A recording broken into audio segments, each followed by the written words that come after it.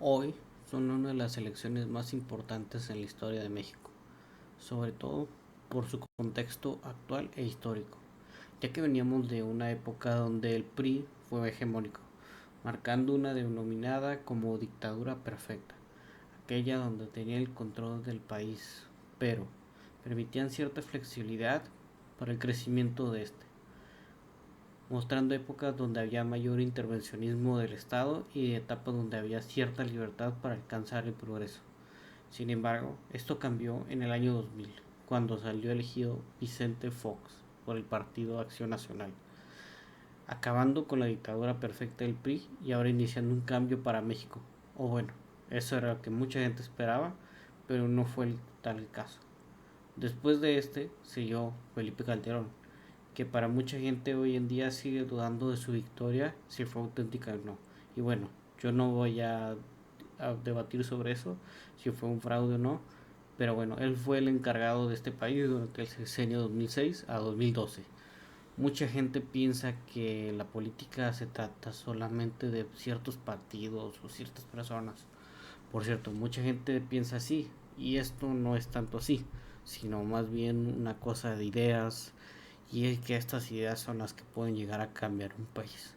Que bueno, aclarando algo, mucha gente piensa que hoy en día o que antes el Partido de Acción Nacional es algo que podríamos llamar políticamente como derecha o conservadores, que en realidad no es algo por así. Bueno, en el contexto de México podríamos llamarlo que es un partido conservador o de derechas, pero si lo vemos contrastando con otros partidos o otros países, la verdad es que no tiene nada que ver, ya que históricamente nunca o casi nunca han dicho o han tenido los valores que tienen los conservadores, la gente de derecha, que son ideas muy marcadas y ciertos valores. Esto casi no lo hemos visto, como en lo tema económico un cierto intervencionismo, con poco intervencionismo más bien, en la materia económica, como pocos impuestos, muy poquitas regulaciones, poca burocracia, poco gasto público, mucho ahorro y mucha atracción de las inversiones, tanto nacionales como internacionales. E incluso uno de los mayores valores de la derecha está a favor de la libre portación de armas. Y bueno, en lo social podríamos decir que sí puede ser más parecido a un partido político conservador, pero ahora ya casi no vemos nada de ello, ya que ya no defienden a la familia, no defienden la biología básica. Muchos de ellos están a favor del feminismo, del lobby arcoíris y en algunos casos también están a favor del aborto, la Agenda 2030 y la Agenda ecologista. Muy poquitas veces hemos visto que ellos defiendan al individualismo. Entonces, si nada de esto, de lo que podríamos llamar algo un partido de derecha, es un partido conservador, lo tiene, ¿por qué vamos a seguir llamando al Partido de Acción Nacional un partido de derechas o un partido conservador si no tiene ninguna de las características que tiene un partido conservador? Algo medio absurdo, pero que bueno, en nuestro México aún sigue pasando este tipo de cuestiones. Y bueno, también el PRI, mucha gente también lo dice que es algo como de derechas, sobre todo alguien como Morena, cuando pues tampoco no es así, y esto es menos, esto es más absurdo aún, cuando ellos ni siquiera ellos mismos se denominan así, sino que se denominan como gente de centro izquierda, cuando muchos de los políticos del PRD y de Morena vienen del PRI, y el PRI, esto a lo mejor mucha gente no lo sabe, pero viene de la Internacional Socialista. Y que además de todo esto, y esto es un dato que mucha gente obvia, AMLO estuvo en el PRI. Y sí, estuvo en el PRI, así como también estuvo en el Partido Comunista, en un partido comunista. Breve tiempo y lo financió en parte, pero estuvo.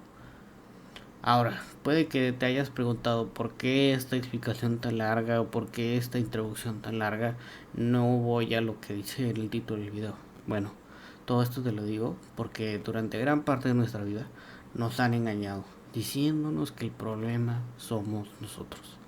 Que el problema es que nuestra cultura, la cultura mexicana, es una cultura que tiene corrupción dentro de nuestros genes, dentro de nuestras venas, que el problema es que no, es porque que el político robó, ese es el político, ese partido son los que roban, nosotros no, aunque ellos hagan las mismas cosas, como crear un montón de secretarías y un montón de programas pues, financiados con mucho dinero de los impuestos, que al final ellos van a terminar manejando y van a terminar robándose, porque ese es el principal problema de los políticos aquí en México.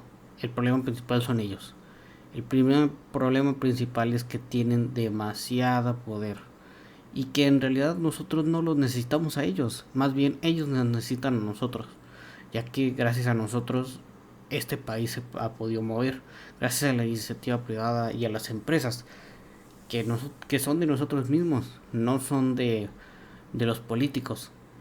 Bueno, sí tienen empresas, pero todas estas empresas que manejan los políticos, el gobierno, son sumamente ineficientes.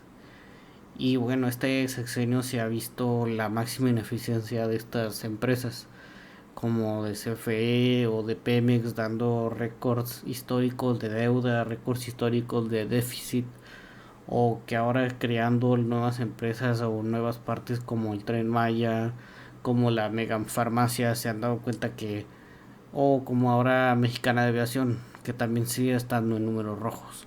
Pero bueno, ya lo saben, esto es algo muy común de todos los socialistas.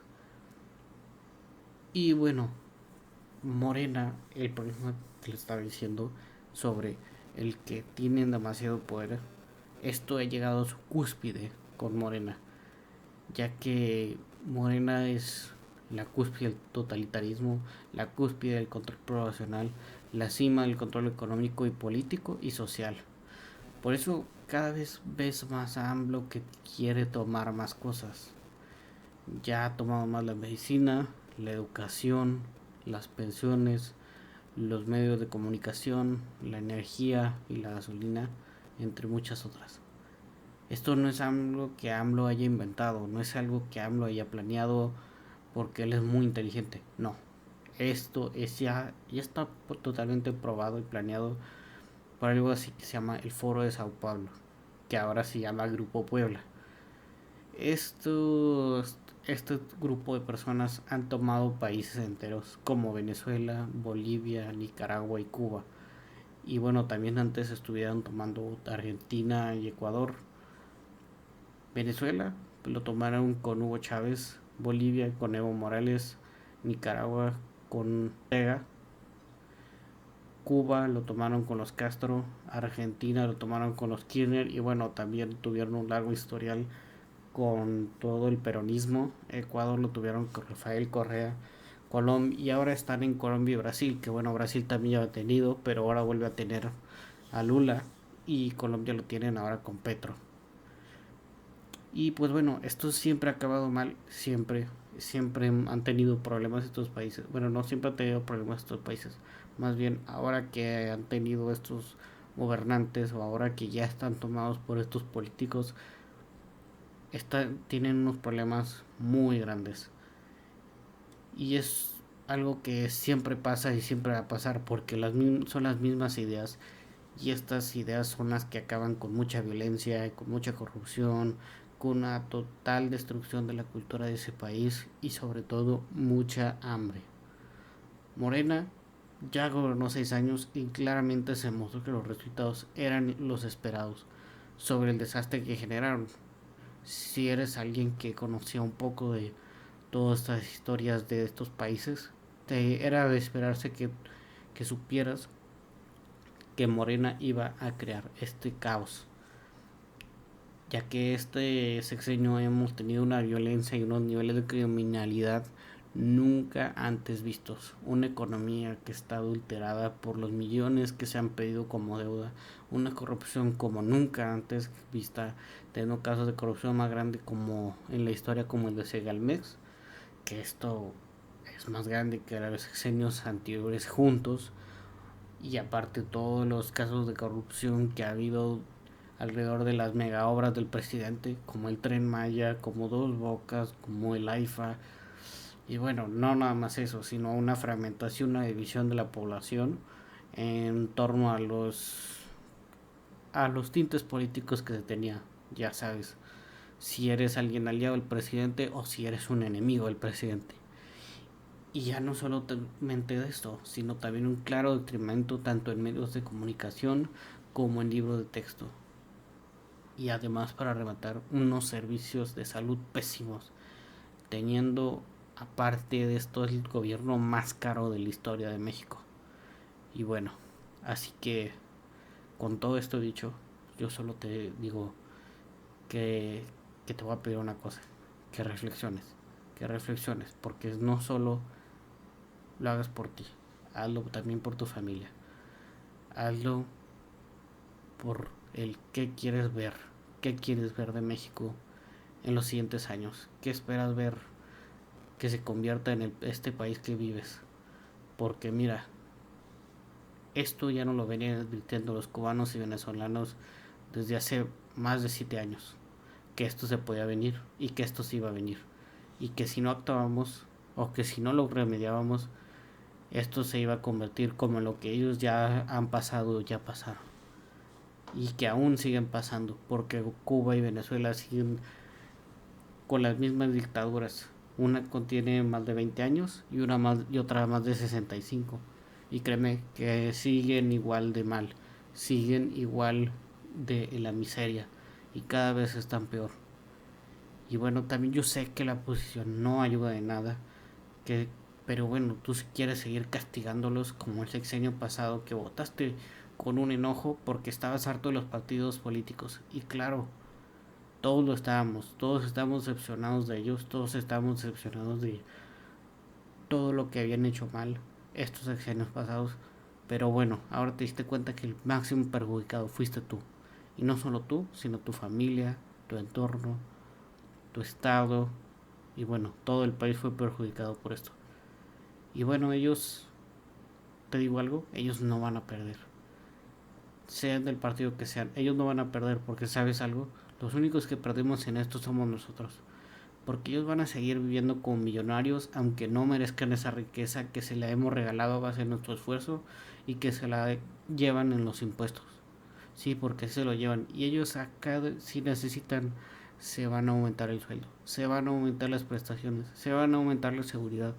Y mira, tú y yo tenemos que estar cubriéndonos, tenemos que estar protegiéndonos, tenemos que estar trabajando además, tenemos que esperar a que no vuelva a aumentar la inflación, tenemos que estar esperando que no aumente la gasolina otra vez, a que tengamos que guardar más ahora, a que tengamos que contenernos porque no sabemos si la economía va a seguir o todas esas cosas. Así que hoy hazlo por ti, hazlo por tu familia y hazlo por México. Tema que habría que entender qué es lo que pasa es que cuando sacas a gente de la pobreza y llegan a clase media se les olvida de dónde vienen, porque la gente piensa como vive. Entonces cuando llegan a ser clase media se les olvida de dónde vienen y quién los saca. En último término, les quiero decir que,